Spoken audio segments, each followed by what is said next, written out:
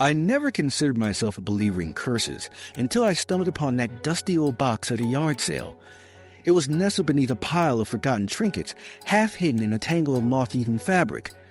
The moment my fingers brushed against its cool, weathered surface, an inexplicable chill raced up my spine.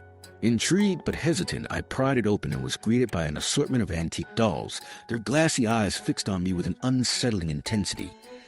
I could feel their gaze like a chill in the air, heavy and watchful. The seller, an elderly woman with a crooked smile, warned me not to take them home, but curiosity won over caution.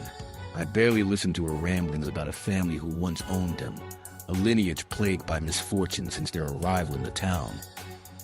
They were supposed to be harmless, she said, but the haunting glint in her eyes told me otherwise. That night, as I arranged the dolls on a shelf in my living room, a feeling of unease settled over me. Their expression seemed to shift subtly each time I glanced away, but I brushed it off, convincing myself that it was just my imagination getting the best of me.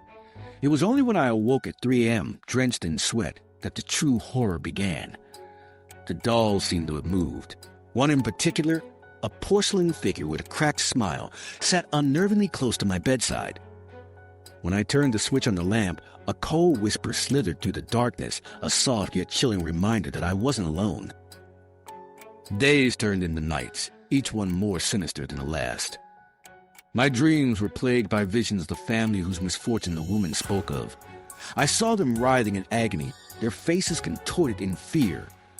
The dolls began to speak to me, their voices like sandpaper scraping against my sanity, urging me to join them in their eternal lament.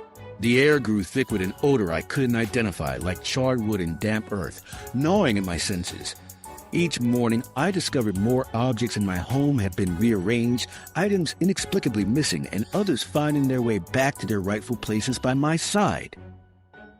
I was slipping into their world, and suddenly the line between reality and their cursed existence blurred. The whisper grew louder, echoing my name in a shrill chorus that made my heart race with primal terror. The more I tried to fight it, the deeper I sank into their malevolence. It was then I realized the truth.